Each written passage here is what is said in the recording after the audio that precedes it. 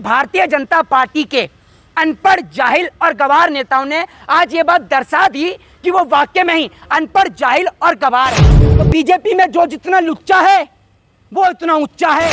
भाजपा में टिकट लेने के लिए आपको ना तो शिक्षा की जरूरत है, ना एजुकेशन की जरूरत है। ये आरएसएस की चड्डी नहीं है कि जिसको चड्डी से फुल पैंट कर दोगे। इनकी पार्टी के नेताओं ने देश को बर्बाद कर दिया। जो देश के खिलाफ बयान देता है, देश विरोधी बयान देता है, भाजपा उनको शरण देती है। क्या करेंगे? डालेंगे जेल में तो डाल दो भैया। आपकी गुलामी सहन करने से अच्छा है कि हम जेल के अंदर बंद हो जाएं। स्पीकर ओम बिरला ने उनकी सदस्यता क्यों नहीं रद्द करी? एक बड़ा सवाल। अरे ये डेमोक्रेसी नहीं, ये डिक्टेटरशिप है। अब तक स्मृति ईरानी जो हैं उनकी भावना को आहत हो जाता। कि आपको एक बात बताता हूँ, भारतीय जनता पार्टी की भाषा यही है और भारतीय जनता पार्टी महिलाओं को 33% आरक्षण दिलाने चली है। ये तो देख लीजिए कि आपकी पार्टी के नेता बात किस तरीके से करते हैं और आपकी पार्टी के नेताओं की भाषा शैली इतनी खराब है। और 33% आरक्षण से मुझे एक चीज़ याद आई कि 33% आरक्षण उन्हें भी मिलेगा क्या? कि जो लोग महिलाओं की आईडियां बनाकर बैठे हुए हैं, क्योंकि भारतीय जनता पार्टी की आईडी चलाने वाले ज़्यादातर लोग जो हैं वो महिलाओं के नाम से ही आईडी ऑपरेट करते हैं। तो क्या इन्हें भी आरक्षण मिलेगा 33%? जरा ये तो बताइए। दूसरी बात ये कि जिस तरीके से रमेश बिदूड़ी जो हैं उन्होंने अपनी टिकट लेने के लिए एक बायोडाटा पेश किया है पार्लियामेंट के अंदर। अब कल को जब वो बीजेपी में टिकट लेने जाएंगे तो बीजेपी उनको पूछेगी कि आपने मुसलमानों के खिलाफ क्या बयान दिया, तो रमेश बिदूड़ी कहेंगे मेरा बयान तो पूरे देश ने देखा पार्लियामेंट में, मैंने ऐसा बोला मुसलमानों के लिए। तो भाजपा में टिकट लेने के लिए आपको ना तो शिक्षा की ज़रूरत है, ना एजुकेशन की ज़रूरत है। और एकमात्र राजनीति एक ऐसी चीज़ है, एक आदमी 55 से 60 साल की उम्र में आ जाता है तो उसको कह देते हैं कि आप रिटायर हो गए, अब आप बच्चों को पढ़ा नहीं सकते। मतलब एक 55 से 60 साल का आदमी बच्चों को पढ़ा नहीं सकता, लेकिन एक 70 साल का नौजवान देश चला सकता है। ये समझ लीजिए। ओम बिरला ने कार्रवाई कर दी, चेतावनी दी, अगली बार बोलोगे तो फिर संसद जाएगी। एक बात आप मुझे बताइए, संजय सिंह को आपने राज्यसभा में क्या किया? संजय सिंह के साथ राहुल गांधी के साथ क्या हुआ पूरे देश ने देखा। एक फ्लाइंग किस के ऊपर, राहुल गांधी के ऊपर बवाल खड़ा कर दिया। लेकिन मेरे को यह समझ में नहीं आता कि लोकसभा स्पीकर ओम बिरला ने उनकी सदस्यता क्यों नहीं रद्द करी। एक बड़े डालेंगे जेल में तो डाल दो भैया। आपकी गुलामी सहन करने से अच्छा है कि हम जेल के अंदर बंद हो जाएं। कैसी डेमोक्रेसी और किस बात की डेमोक्रेसी? जहां बोलने का हक और अधिकार ना हो, जहां बोलने के पीछे जेल में उठाकर बंद कर दिया जाओ, जहां किसान की आवाज उठाने पर देशद्रोही साबित कर दिया जाता हो, जहां एक फिल्म बनाने के ऊपर देश के लोगों को देशद्रोही साबित कर दिया जाता हो, तो कैसी डेमोक्रेसी में आप रह रहे हैं? ये डेमोक्रेसी नहीं, ये डिक्टेटरशिप है और हम इस डिक्टेटरशिप का बहिष्कार करते हैं।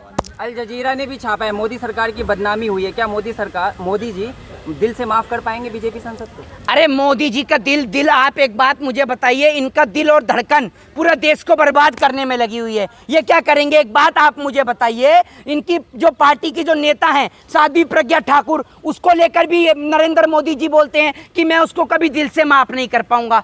इन्हीं की पार्टी से मेंबर ऑफ पार्लियामेंट बन के बैठी हुई हैं। तो जो देश के खिलाफ बयान देता है, देश विरोधी बयान देता है, भाजपा उनको शरण देती है। और ऐसे लोग, अभी मैं सोशल मीडिया पे पढ़ रहा था, वो लोग कह रहे थे कि भारत देश का संविधान बदल देंगे। ये आरएसएस की चड्डी नहीं है कि जिसको चड्डी से फुल पैंट कर दोगे। ये भारत देश का संविधान है जिसके बिना एक पुलिस की चौकी नहीं चलती है और आप देश चलाने की बात कर रहे हो। ये भारत देश का संविधान है, अगर इसको छुओगे तो इस देश के लोग सड़क पर उतर जाएंगे, याद रखिएगा। क्योंकि अब इस देश के लोग अनपढ़, जाहिल और गवार नहीं है। इस देश का आज आधे से ज्यादा नौजवान पढ़ा लिखा है।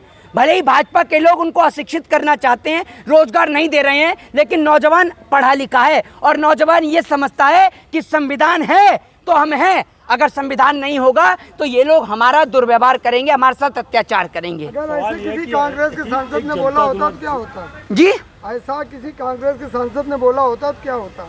होता कुछ नहीं। अब तक स्मृति ईरानी जो हैं उनकी भावना को आहत हो जाता, प्रधानमंत्री का रोना शुरू हो जाता। प्रधानमंत्री कुछ नहीं करते, उनका तो टसुआ रोना उनका सबसे बड़ा वो प्लस पॉइंट है, वो वहीं रोना शुरू कर देते। भाइयों बहनों मित्रों, नई पार्लियामेंट बनाई है, बड़ा दुख है मुझे, रोना शुरू बस भाई कि इस तरीके का शब्दों का प्रयोग वहाँ किया। मतलब आप ये समझ लो, एक एक्टर को रोने के लिए ग्लिसरीन की जरूरत है, ये आदमी बिना ग्लिसरीन के रो देता है। बिना ग्लिसरीन के रोना शुरू कर देता है। ऐसी इनकी एक प्रिय मित्र योगी आदित्यनाथ जी की है, वो तो प्रिय मित्र योगी आदित्यनाथ जी कह रहे थे ना कि चुनाव के बाद में मैं कंगना की फिल्म देखूंगा। वो कंगना पार्लियामेंट में आके कहती हैं कि हमें तो 2014 के बाद ही पता चला है कि राष्ट्रपतियों के नाम। अरे उन्हें कोई बताए कि अगर तुम कभी स्कूल गई हो, कभी पढ़ी हो, तो तुम्हें राष्ट्रपतियों के नाम भी पता हो। जब तुम लोग स्कूल कभी गए नहीं, तुम्हारा काम है इस देश में देश विरोधी बयान देना, तो तुम्हें कहाँ से पता होगा कि देश का राष्ट्रपति कौन है।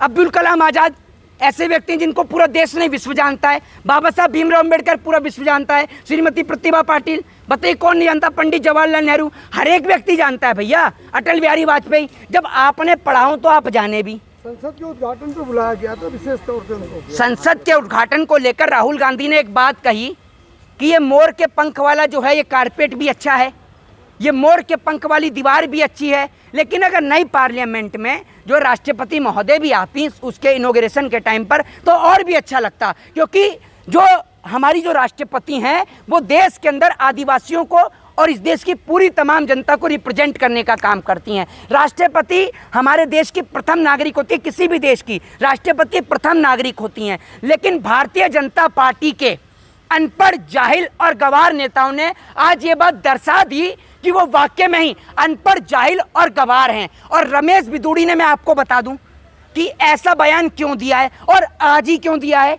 अब से कुछ समय बाद दिल्ली का चुनाव होने वाला है, लोकसभा का चुनाव होने वाला है, तो बीजेपी में जो जितना लुच्चा है वो इतना ऊंचा है।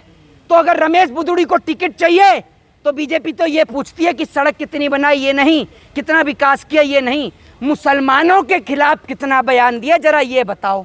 तो रमेश बिदूड़ी ने तो अपना फर्ज अदा कर दिया, टिकट के दोबारा दावेदार बन चुके हैं, प्रबल दावेदार, तभी तो उन्होंने इस तरीके का बयान दिया है। और ऐसा जी पीछे 2 सांसद बैठकर हंस रहे हैं, तो उनका काम ही हंसने का है।